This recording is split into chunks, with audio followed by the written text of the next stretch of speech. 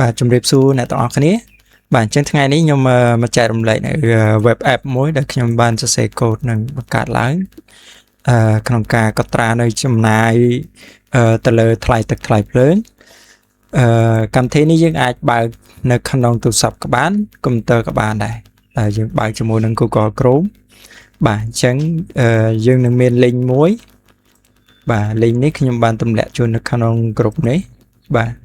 ហើយខ្ញុំនឹង public នៅក្នុង description video បាទអញ្ចឹងនៅពេលដែលយើងបាន link នេះយើងបាទ copy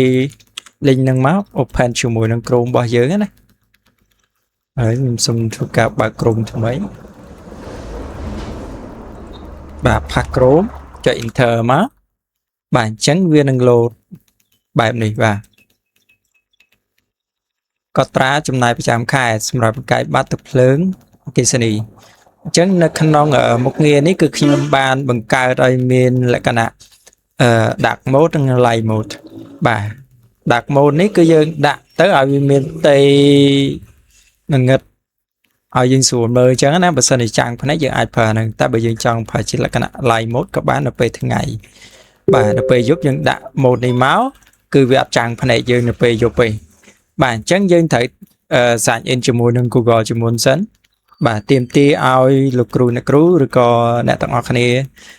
ជាសិស្សានុសិស្សឬក៏ជានិស្សិតបាទដែលស្នាក់នៅផ្ទះជួលត្រូវបង់ទឹកថ្លៃភ្លើងយើងអាចចុច sign in ជាមួយ Google ណាបើសិនជាមានករណីណាមួយដែលបញ្ហាអាចឆាតមក Telegram ខ្ញុំបានបាទហើយខ្ញុំនឹងអាប់ដេតបន្តទៀតដើម្បីឲ្យសួរតាក់ទងនៅក្នុង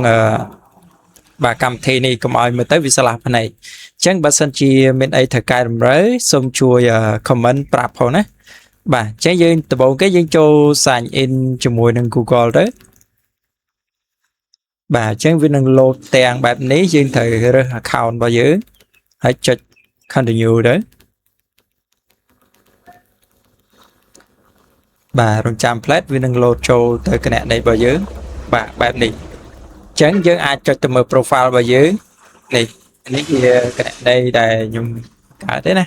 នេះយើងអាចដូរឈ្មោះបានហើយ email នេះគឺយើងមិនអាចដូរបានទេណាព្រោះវាជា auto sync ជាមួយនឹង Gmail account ដែលយើង connect ហើយនេះជាទីតាំងដែលយើងរស់នៅតែយើងរស់នៅណា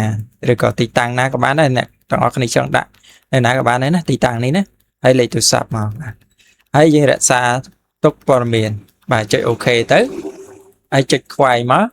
បាទយើងមកតែងចំណាយរបស់យើងត្រង់កន្លែងចំណាយសរុបនេះគឺយើងវានឹងបង្ហាញអូតូនៅពេលដែលយើងបាទបន្ថែមចំណាយចូលនៅក្នុងបញ្ជីនេះអញ្ចឹងមុខងារពិសេសរបស់វានេះគឺយើងអាចទាញយកជា worksheet ជា Excel ដើម្បីទៅធ្វើតារាងផ្សេងរបស់ពុំក៏បានអញ្ចឹងណាអញ្ចឹងចាំមើលខ្ញុំនឹងបន្ថែមមុខងារមួយទៀតគឺបន្ថែមមុខងាររបស់ពុំដើម្បីចុចរបស់ពុំនៅតារាងបានណាបាទយើងអាចចុចជ្រើសរើសប្រភេទទឹកមកបងថ្លៃទឹកយើងរើសមកណាឧទាហរណ៍បាទ 23000 អញ្ចឹងទៅឬ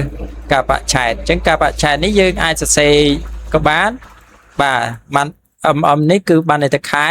យើងវាយពីខ្ទង់មក DD បានតែថ្ងៃទីយើងវាយពីខ្ទង់ហើយនេះគឺជាឆ្នាំវាយ4នេះណាបាទឬអាចចុចសញ្ញា icon នៅត្រង់កន្លែងគៀននេះយើងរើសមកបាទហើយត្រង់កំណត់ចំណាំនេះដាក់មកណាចង់ដាក់ថាម៉េចក៏បាន